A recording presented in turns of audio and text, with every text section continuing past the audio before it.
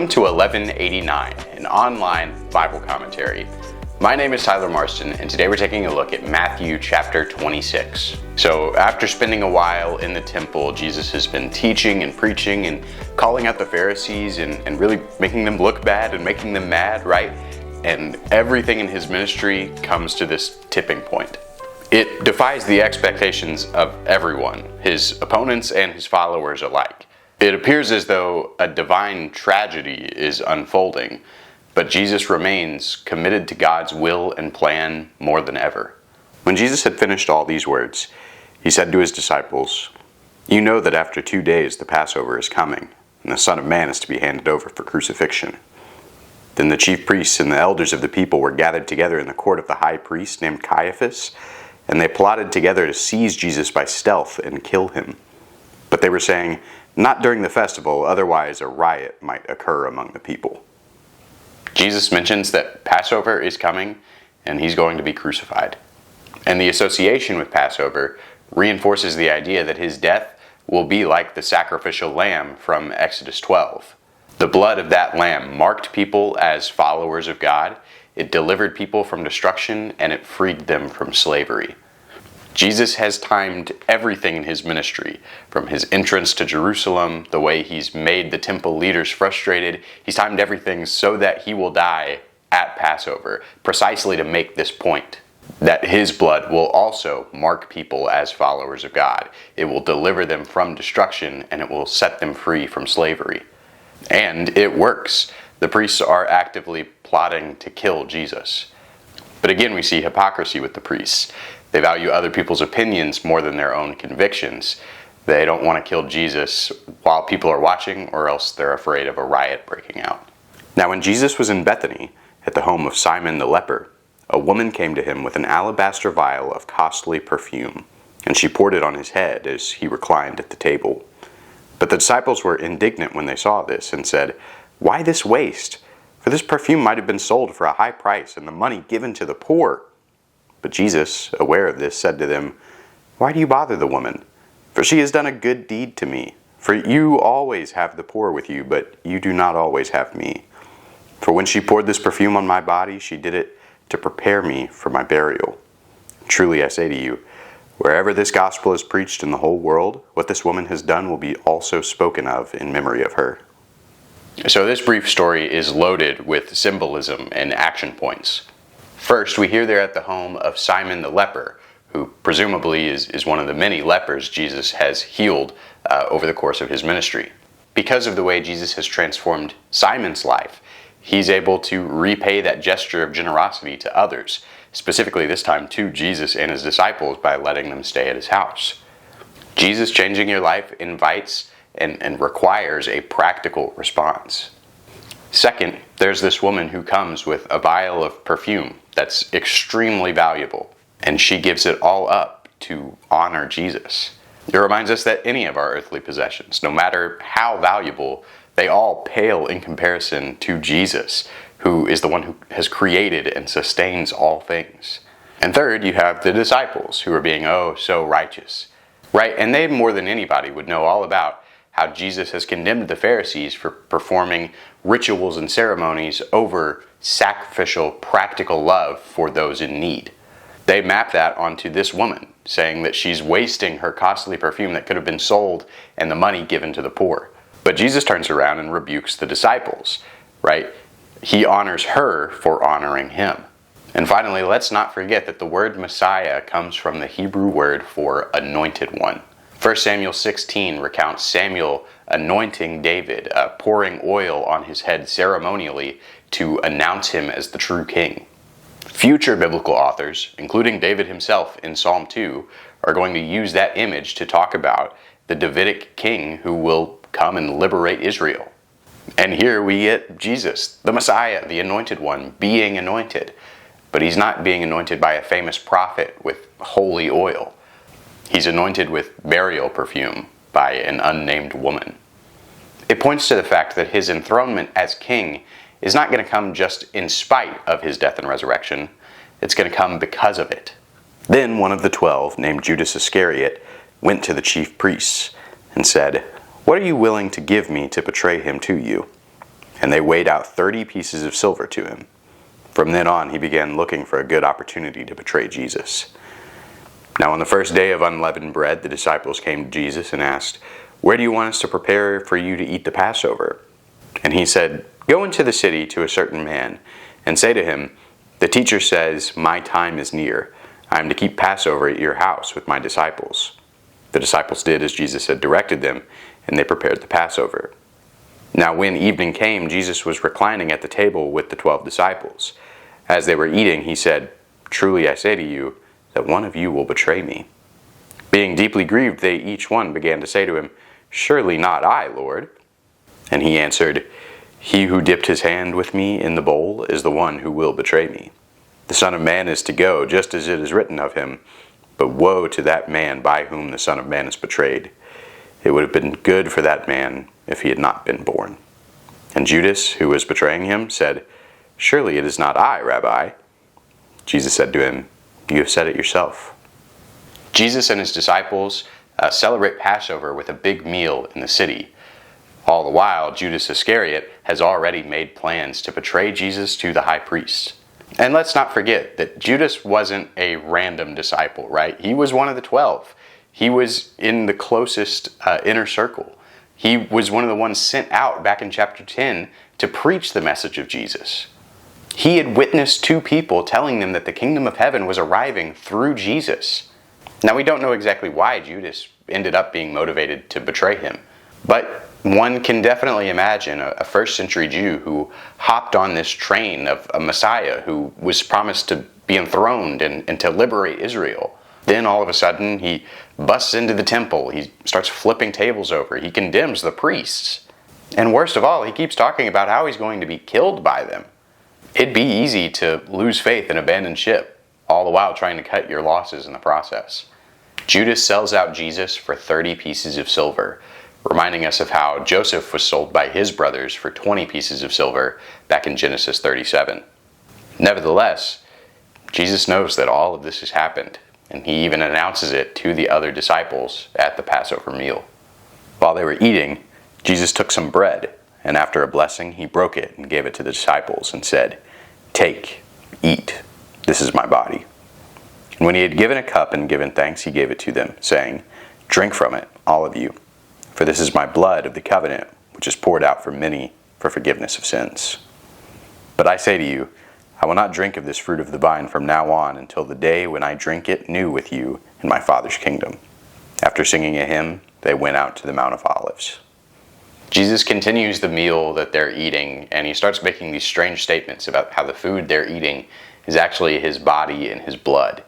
Jesus is saying all this to make a point. The Passover celebrated the deliverance through the sacrifice of the lamb's life. And in the same way, Jesus is getting ready to sacrifice his body and his blood for the deliverance of the people who follow him. Bread and wine offer physical provision over our bodies, just like Jesus' death will offer us spiritual provision for the future. All the while, though, Jesus maintains that his death won't be the end, right? They will see each other again. They will eat and drink together again in God's kingdom. And this somber celebration becomes the inspiration for communion that the church still takes today. Then Jesus said to them, "You will all fall away because of me this night. For it is written, I will strike down the shepherd, and the sheep of the flock shall be scattered. But after I have been raised, I will go ahead of you to Galilee." But Peter said to him, "Even though all may fall away because of you, I will never fall away." Jesus said to him, "Truly I say to you that this very night, before a rooster crows, you will deny me 3 times. Peter said to him, "Even if I have to die with you, I will not deny you." All the disciples said the same thing too. On the Mount of Olives, Jesus warns that Zechariah 13 is about to come to pass. It's a poem foretelling the persecution, suffering, and scattering that was in store for Israel. And Jesus, the shepherd, will be struck down, and the disciples, the sheep, will be scattered. However, the poem ends with hope of a remnant enduring through the persecution. Peter, and all the other disciples too, claim that they're that remnant, right? They're not going to be scattered. They're going to stick with Jesus till the end. And Jesus says, "You don't even know, but you're going to deny that you even know me 3 times before tomorrow morning." Then Jesus came with them to a place called Gethsemane, and said to his disciples, "Sit here while I go over there and pray." And he took with him Peter and 2 of the sons of Zebedee, and began to be grieved and distressed. And then he said to them, "My soul is deeply grieved to the point of death. Remain here and keep watch with me." He went on a little beyond them and fell on his face and prayed, saying, "My Father, if it is possible, let this cup pass from me. Yet not as I will, but as you will." And he came to the disciples and found them sleeping, and said to Peter, "So you men could not keep watch with me for 1 hour? Keep watching and praying that you will not enter into temptation. The spirit is willing, but the flesh is weak." He went away again a second time and prayed, saying, "My Father, if this cannot pass away unless I drink it, your will be done." Again he came and found them sleeping, for their eyes were heavy. And he left them again and went away and prayed a third time, saying the same thing once more. Then he came to the disciples and said to them, "Are you still sleeping and resting? Behold, the hour is at hand, and the Son of Man is being betrayed into the hands of sinners. Get up, let us be going. Behold, the one who betrays me is at hand." Jesus leads the disciples into Gethsemane to pray, and he separates himself even further and pleads with God. He really doesn't want to die. He knows that it's going to be excruciating. But he also knows that God's will has to be done over all else. He's quoting his own prayer, "Your will be done," even though he doesn't want to do it. It's inspiring to know that even Jesus was tempted to reject the calling for his life. But he persevered through it, knowing that resurrection was on the other side. It gives us hope to do the same in seasons where we're suffering. Of course, the disciples famously fall asleep. They don't understand the importance of the current situation, and that's exactly when all hell breaks loose. While he was still speaking, behold, Judas, one of the 12, came up, accompanied by a large crowd with swords and clubs, who came from the chief priests and the elders of the people. Now he who was betraying him gave them a sign, saying, "Whomever I kiss, he is the one. Seize him."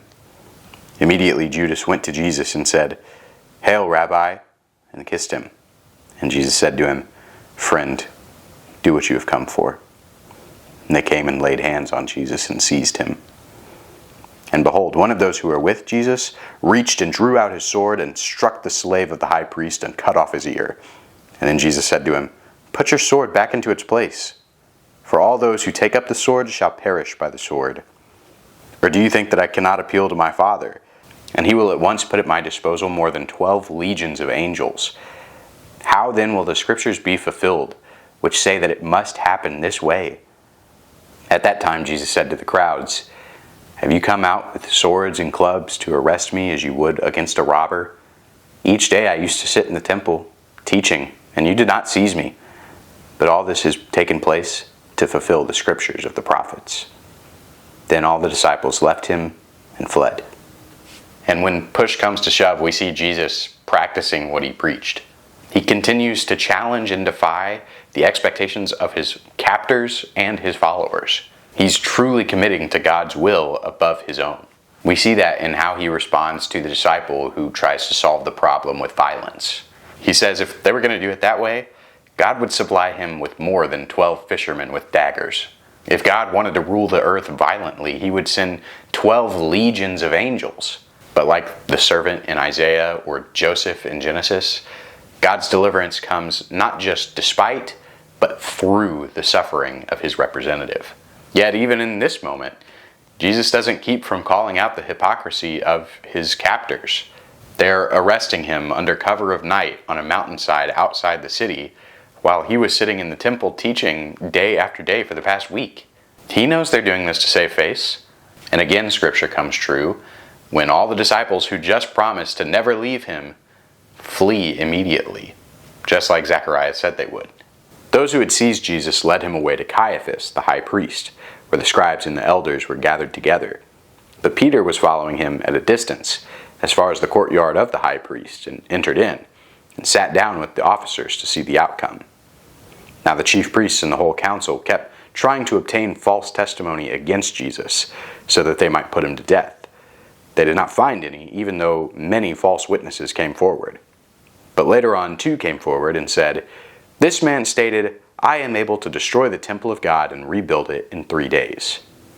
So this council that Jesus is taken in front of is called the Sanhedrin Council. It's the Supreme Court for the Jews. It's made up of several representatives from among the Jewish people: priests, scribes, elders, Pharisees, and Sadducees, all of whom Jesus has preached against in some way or another. And they try all kinds of tactics in this kangaroo court to try and condemn Jesus. Now, this includes bearing false witnesses.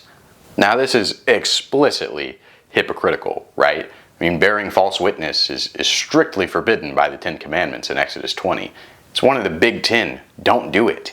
However, Deuteronomy 17 restricts putting people to death from the testimony of one witness alone. So the trial stands at an impasse until two witnesses independently claim that they heard Jesus say he was going to destroy the temple and rebuild it in 3 days. Now, there's a charge. And Jesus' simultaneous mourning of the temple while also being hopeful in God's resurrection, back in chapter 24, that's twisted into a charge of treason. The high priest stood up and said to him, "Do you not answer? What is it that these men are testifying against you?" But Jesus kept silent.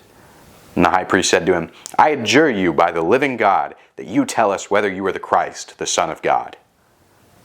Jesus said to him, "You've said it yourself. Nevertheless, I tell you, hereafter you will see the Son of Man sitting at the right hand of power and coming on the clouds of heaven." Then the high priest tore his robes and said, "He has blasphemed. What further need do we have of witnesses? Behold, you now have heard the blasphemy. What do you think?" They answered, "He deserves death." And then they spat in his face and beat him with their fists. And others slapped him and said, "Prophesy to us, you Christ. Who's the one who hit you?" On this charge of treason, the high priest questions him. But Jesus stands silent in the face of his accusers. And when Caiaphas has had enough, he finally just blurts out what everyone's thinking. "Just tell us if you're the Messiah." He's taking the same role as Satan back in chapter 4, right? He's saying, "Prove to us that you're the Son of God." Now, if you'll notice throughout the Gospel of Matthew, sometimes whenever people call Jesus the Christ or the Messiah or the Son of David, he instructs them to keep quiet about it. And it's precisely because he's trying to avoid reactions like this. And he was much more content to be called a Son of Man, like the figure from Daniel 7. Yet here he admits to the whole Sanhedrin Council that he is the Messiah and the Son of Man, and quotes Daniel 7 saying that God is going to vindicate him. God is going to enthrone him as king and give him authority over all the earth. And that is exactly what the bloodthirsty mob wants to hear. They condemn him to death and began to beat him and mock him. Now Peter was sitting outside the courtyard, and a servant girl came to him and said, "You too were with Jesus the Galilean." But he denied it before them all, saying, "I don't know what you're talking about." When he had gone out to the gateway, another servant girl saw him and said to those that were there, "This man was with Jesus of Nazareth." And again he denied it with an oath, "I do not know the man." A little later the bystanders came up and said to Peter, "Surely you too are one of them, for even the way you talk gives you away." Then he began to curse and swear, "I do not know the man." And immediately a rooster crowed. And Peter remembered the word which Jesus had said, "Before a rooster crows, you will deny me 3 times." He went out and wept bitterly. We end this chapter with Peter's denials, right? The same Peter who walked on water, the same Peter who was the first person to call him the Christ, the one who just said he'd never even leave his side. Now he's sticking out like a sore thumb among all these Jerusalemites, right? I mean, his northern accent is giving him away. But Peter denies even knowing who Jesus is, right? Even backing it up with oaths and curses and swears, just trying to get them to believe him. And it's very similar to the way Jesus criticized people for using oaths like that in chapter 5 and chapter 23. When the rooster crows as Jesus said it would, Peter realizes it and weeps. Not only has Jesus been condemned to death, but Peter realizes that he's abandoned him and let him down. Now, similar to Peter, even the way we talk should give away to people that we are truly followers of Jesus. And every day, our actions should align with Jesus's in this moment. We should be pursuing God's redemptive will through creative nonviolence. We should continue to speak truth to power in the face of injustice without stooping to commit evil ourselves. We should defend those who commit their whole lives to Jesus, not critique them for doing it the wrong way. We should be committed to God's will even when it means suffering for ourselves, knowing that there's a resurrection coming. When we live life as Jesus did in these moments, we will be vindicated like he was. We will experience reward and new creation life if we follow him. Thanks for watching 1189. I hope you have a good day, and God bless.